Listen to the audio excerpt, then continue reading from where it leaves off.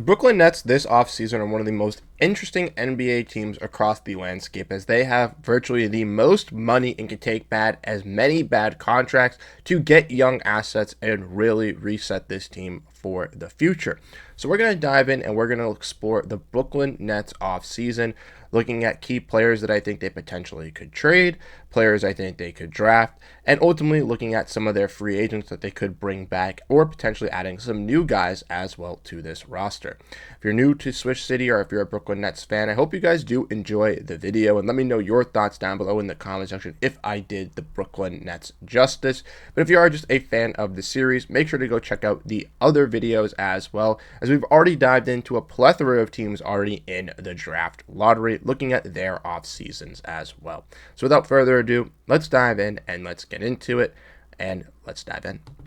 So like I mentioned, we're going to be discussing this Brooklyn Nets team. And Brooklyn this season did a little bit better than people may have expected. 26-56 on the season, bringing in new head coach Jordi Fernandez, who wanted to get a little bit of a winning culture instilled in Brooklyn. Personally, I thought Brooklyn would be towards the bottom of the Eastern Conference. I thought they were going to be in last place, but they outdid those expectations. And even with outdoing those expectations, unfortunately, it did not lead to very much success here in Brooklyn this season. We all know that they were one of those top teams competing in the draft lottery, but once again were jumped here. They finished with the sixth best odds of landing the number one overall pick and fell back all the way down to pick 8. Now for Brooklyn, this isn't the worst case scenario, as once again they have the plethora of picks if we want to look back to potentially even trade up using picks 19, 26, and or 27 in the first round, with having 4 first round picks, but they could additionally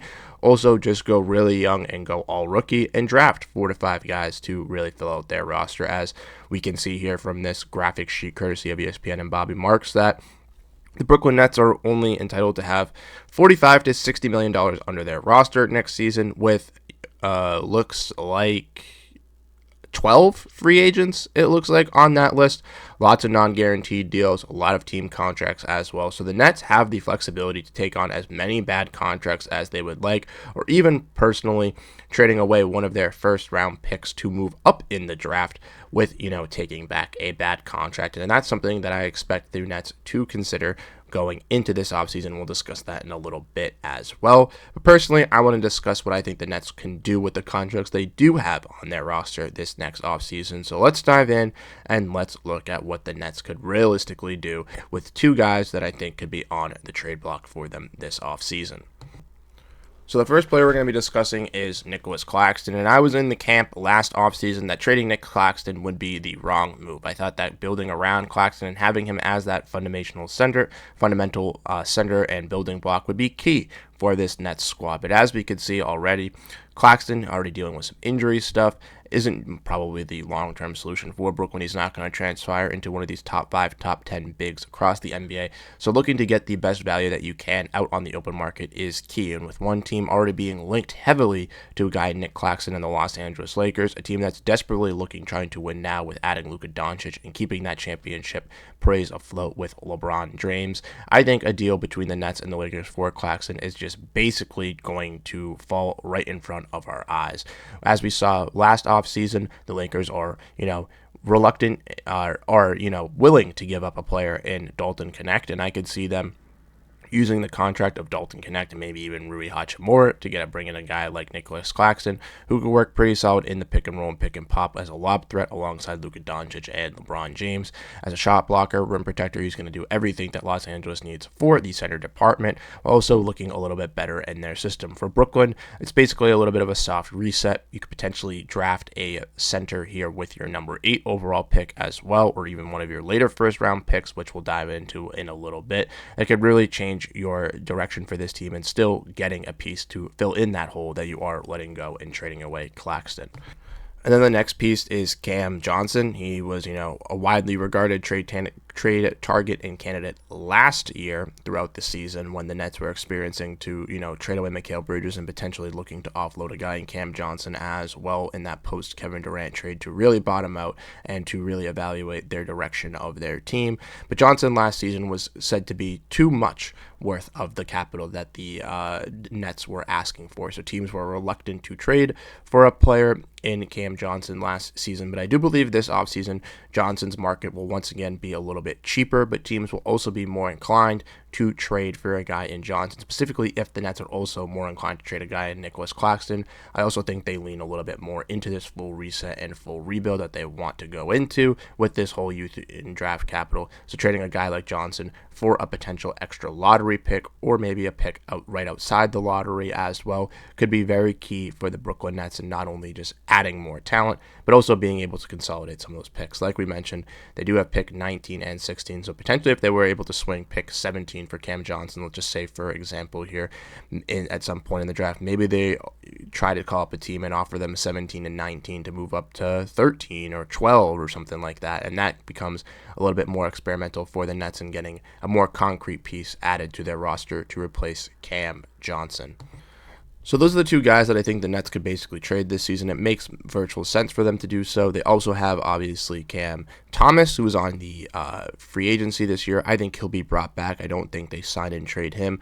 I think you kind of just sign him, bring him back in to be that shot creator and scorer for the Brooklyn Nets, and then ultimately look to move off of his contract, as he could probably provide himself to be a solid, six-man creator or solid starter in rotation with a good defensive point guard around them in the future if you're the Brooklyn Nets. But when looking at the draft here, coming up at pick 8, I think there are two guys really to keep an eye on for this Brooklyn Nets team, and it's all depending on if these players fall or what direction the Brooklyn Nets would like to go into. Personally, I think that the main guy that they should be going out and getting is a guy in Jeremiah Fears. I think he can kind of translate to that point guard of stepping in, similar once again to New Orleans, where I mentioned him as a good fit.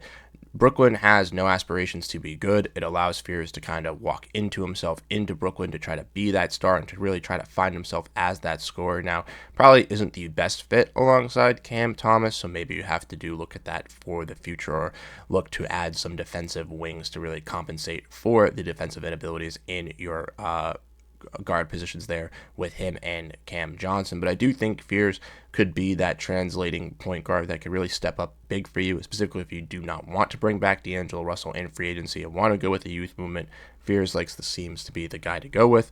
But if not, if you want to lean into that center market, I think a guy in Kamen Malawak, who I've mocked to a bunch of teams already in these previous videos, I think is the ideal fit for the Brooklyn Nets, specifically if they're looking to trade off a big in Nick Claxton. Getting a guy back in Malawak at pick 8, I think, is not only just ideal for the place that he would go, but plays a very similar role compared to Nick Claxton, to where basically you're virtually trading Nick Claxton away for the potential of a guy in Malawak to be better, not only than Nick Claxton, but also to be a little bit younger and cheaper, giving you the flexibility and obviously understandability to just kind of build and be towards the bottom here for the Brooklyn Nets. Malawak would be my A1 choice if I were the Brooklyn Nets, all due to the fact that I think they can still add point guard via free agency or even later in the draft. But I do think a guy in Malawak does make sense at pick 8.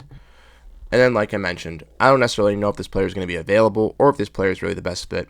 But when looking at guards from the mock draft, a guy in Jace Richardson was projected to go right around where the secondary pick for this Brooklyn Nets team, right around 17, 18, 20-ish range is. And I think Greg Richardson, once again, could be another low-value point guard, specifically if you want to pass on guys like Trey Johnson and Jeremiah Fears earlier on to secure that big in Cam and Malawak. A guy like Jace Richardson could be, once again, that supplemental scorer, playmaker, type of point guard that you really invest in if you're the Brooklyn Nets. As we all know with this Nets team, once again, that when looking at their free agency bill, they have a lot of guys on the dead end money. So maybe they do look to bring back guys like D'Angelo Russell in that starting role if he wants to come back, DeAnthony Melton at that point guard position, Keon Johnson if he wants to come back. Tyrese Martin on a team contract was very solid. Dariq Whitehead looked pretty solid in the G League in the second half of the year. So they have a lot of question marks revolving around this team on what they really want to do with the guard position. So maybe try to,